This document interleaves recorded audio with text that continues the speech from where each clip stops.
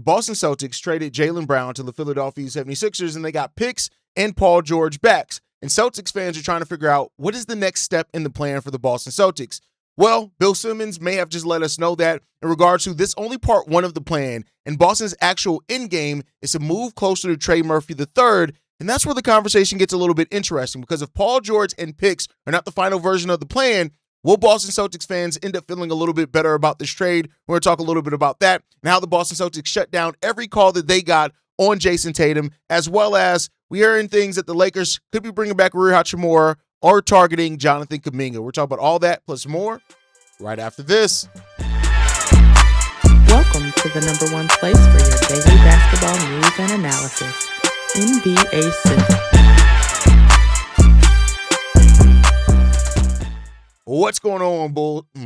What's going on, basketball fans? Welcome to another episode of the Full Court Podcast. I'm your host there, Haize. Hey, by the way, before we get into it, my boy Vaughn dropped his first video on the channel. Go check that out. And make sure you guys hit that subscribe button on the channel as well. About 60% of you guys are not subscribed to the channel, but you're watching us every single day. Hit that subscribe button. Help us get to our goal of getting to 10,000 subscribers by the start of the 26-27 season. I'll be doing a giveaway. Plus, I'll be delivering some of the best daily content that you'll find around the NBA. With that said, let's go ahead and jump into this content for today. So the trade that kind of rocked the landscape of the NBA yesterday was in regards to Jaylen Brown finally being moved to the Philadelphia 76ers, a team that's within the same division of the Boston Celtics, who's raised some major questions. Well, Bill Simmons has now added a little bit of clarity in regards to this, saying that Trey Murphy III may actually be the end game in all of this, saying this has to be part one of a second part of a deal. I think that's where I landed. I really wonder if Trey Murphy III deal is the second part of this. I do think New Orleans wanted Jaylen. I don't think New Orleans wanted Jaylen Brown. That's what Bill Simmons said on the podcast. Now, I want to be clear. While Bill Simmons is a huge Boston Celtics fan and probably the most famous Boston Celtics fan, he doesn't know the end-all, be-all of everything that the Celtics are going to do. When you look at his track record of calling things for the Celtics, he's been right sometimes. He's been wrong a lot of times, too. And that's just the nature of the job. I don't say that to throw any salt or anything towards Bill Simmons. What he's done in this podcasting game is a legend. He is a legend and deserves to be treated as such. But I think this, right, is that you now have to ask yourself this question. If Trey Murphy III is really the end game and not Paul George, which Paul George, if he's healthy, does fit in a lot of what the Boston Celtics are trying to do, but Trey Murphy III fits that a lot better, right? So if you're rerouting some of the picks in Paul George, who maybe the New Orleans Pelicans didn't want that long-term contract back of Jaylen Brown, and I mean, it's just really weird. We're hearing like kind of details of why other teams in the league weren't interested in Jaylen Brown and stuff like that. Trey Murphy III is somebody who I still feel like he can either be a star-level role player, or he can be he could turn into a star in the right situation. So if Boston is going to move, right, why Trey Murphy makes sense for Boston.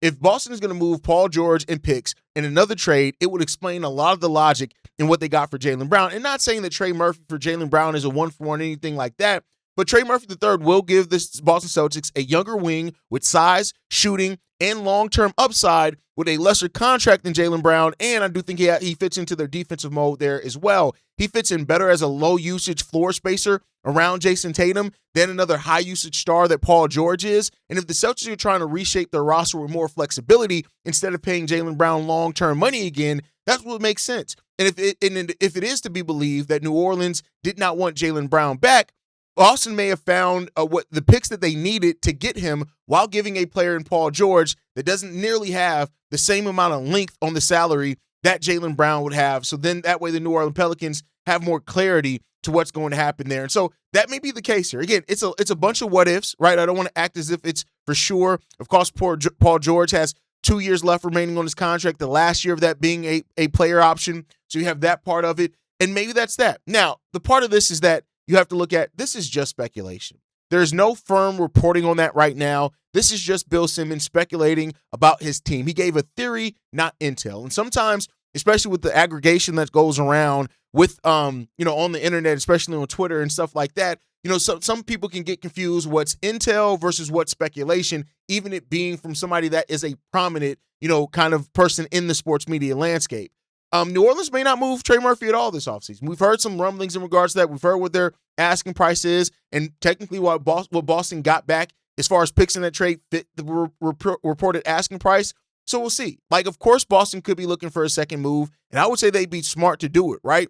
because, we'll see what happens in regards to that. But if Paul George and picks is simply the deal, maybe that's the case, and maybe that's something that's real. The Trey Murphy idea makes tons of sense, and and it makes the Brown trade easier to kind of take, right? If you're a Boston Celtics fan and understand emotionally as well. And I think the real thing is that we just got to see what's going to happen here. Does Boston have another move in them? We shall see. But one player that's reportedly not going to be moved is Jayson Tatum. This one comes from Sham Charania that says this in regards to Jayson Tatum and the calls that the Boston Celtics received on him. The Celtics received calls on Jayson Tatum over the last couple of weeks. They shut those down completely. From my understanding, when it came to Jaylen Brown, they were open and listening, and they have been for quite some time now. He also goes on to say this. Remember in 2022, they offered Jaylen Brown for Kevin Durant. This summer, they offered Jaylen Brown for Giannis Antetokounmpo. They missed on both, and so it became about what they can get for him once the toothpaste was out of the proverbial tube, but why now? There are 3 years left on Jaylen Brown's contract. They go out seeking 4 or 5 first-round picks and deals. It was very clear that Jaylen Brown felt a level of disrespect being thrown out there in trade talks. And, well, listen, the only way to make him feel better is by showing him the money in late July. 2 years, $145 million is what he's eligible for on an extension with the Celtics. All indications after this trade are that clearly that offering was never coming. That was never going to happen. So it seems like this is something that has been brewing, and maybe even brewing since 2022 when the Kevin Durant stuff was out there. And here's the thing, right? Like, they chose Jayson Tatum over Jaylen Brown. Is this a smart franchise move, or is this just a broken partnership that's here? Listen, the case that they made the right choice is this. Jayson Tatum is the franchise centerpiece. If Boston believed that the Tatum and Brown duo had reached the ceiling that it could get to, one of them had to be moved. Tatum's size, his scoring, his versatility, and the market value made him the player that they have chosen to keep. The Celtics also reportedly, of course, with turning down those trade talks, it makes a clear organizational direction that they want to build, and that the star that they chose was Jayson Tatum. At this point, though, the other side of this is that you can still say that they mishandled Jaylen Brown.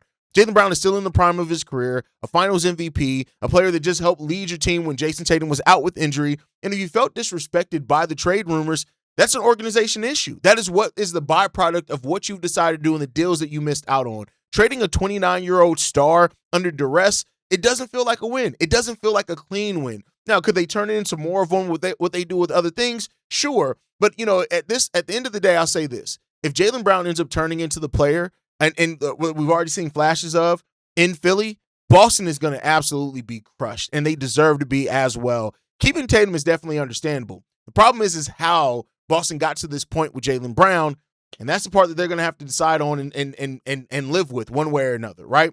But the answer, the part of this as well is that Paul George is now in Boston.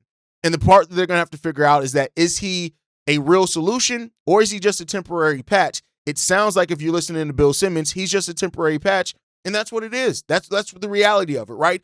That, you look at it, he gives the Celtics size, shooting, wing defense, all that stuff that we talked about. He is a high IQ veteran, but he's older. He is a often injured player at this point in time. He's not really consistently healthy, and that's just the reality of it. You got a player that's older. He doesn't carry he doesn't have the durability that Jaylen Brown has had.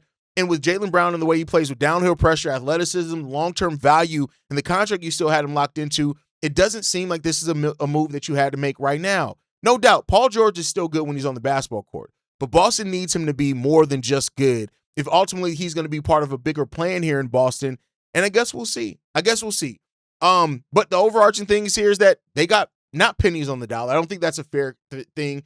40 cents on the dollar when it came to Jaylen Brown is probably like it is. Once he was being shopped, the leverage dropped. That's just the reality of it. That's why I think Boston may have been better just trying to put a patch on this, deal with it this season, maybe come revisit it at the trade deadline, maybe in the offseason. But once teams know that you are desperate and you have to move him because that relationship is burned, that's just kind of what it has down to. Boston created its own problem in this one. And while the return isn't necessarily awful, the process that they got to this point does matter as well. And, hey, this is where the process led them, and I guess we're going to see. With that said, let's go ahead and move on. Tobias Harris signed a new deal with with the San Antonio Spurs. And the question is now, is this a smart veteran acquisition for a team that needs some veterans around it? Or is this a bit of an overpay? 2-year, $31 million deal, right around basically mid-level exception money. I don't know if I could say that this is necessarily overpay. 13 points, 5 rebounds, 2.5 assists, and 27.7 minutes per game. He played 63 games for the Pistons last year. Tobias Harris is one of those veterans that if you ever expect him to do too much, you're going to be let down. If you understand who Tobias Harris is, then you realize he's a perfectly serviceable veteran that brings some upside, and that's the reality of it. Now, when you look at the side of this was a smart move. He gives San Antonio something that they need, a professional veteran. He can score without hijacking the offense, which is really good. His size that he has to help stabilize some of the lineups that they have there, and it gives the Spurs another reliable option that doesn't completely take away from their young core.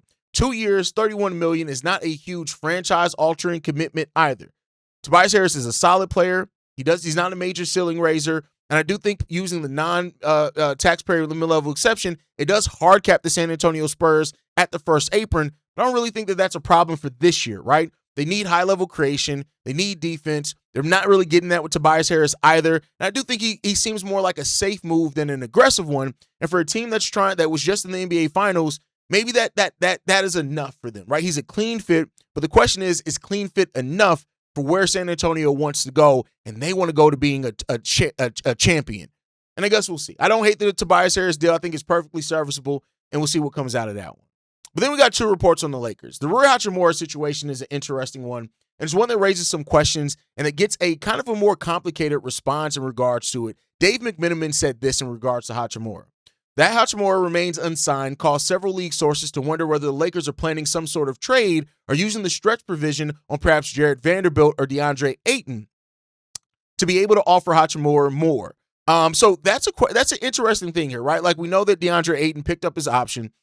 We know that Jared Vanderbilt's still on the roster, and I would hate to see them use the stretch provision on Jared Vanderbilt, right? Hachimura had a really solid season last year for them, 17.5 points, 4 rebounds per game in the postseason, which was really good to see that he was able to do that. But at the same time, they have other wing options, one that we're going to talk about.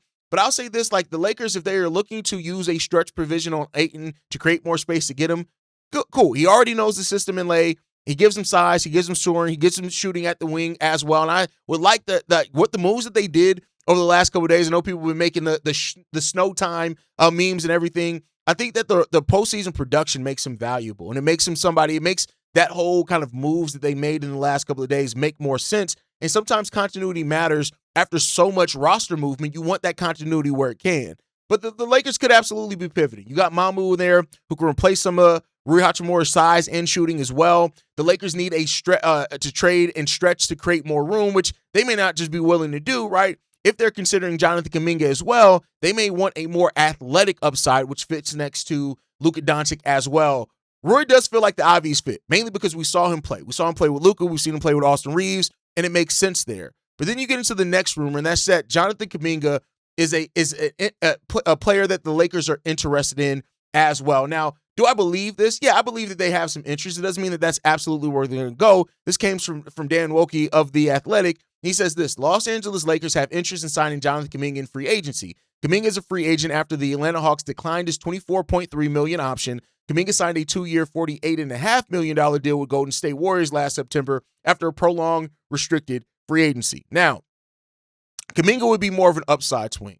The thing with Kuminga is that he's so on-ball dominant to be the best version of himself. Yes, he gives the Lakers athleticism. He fits their need of use, size, and some transition pressure as well. And playing next to Luka may be able to simplify the offense that Jonathan Kuminga does have there. But I'll say this: his role and clarity still remains a concern. He's not the best off-ball player at all, right? They need spacing around Luka. Jonathan Kuminga really doesn't provide that at all. And betting on upside when you're trying to make your moves to become a championship contender becomes very risky for a lot of teams there. He hasn't proven consistency at any level at all, right? And LA can't afford another awkward fitting wing when you already have DeAndre Ayton there who doesn't necessarily fit. Ayton and Kuminga being on the same team would be wild, right? So Kuminga is a more exciting swing, but I think like Rui Hachimura is the cleaner fit. And if you can find a way to keep Rui Hachimura on your roster, if I'm the Los Angeles Lakers, that's what I'd be looking to do rather than take a swing on Jonathan Kuminga personally.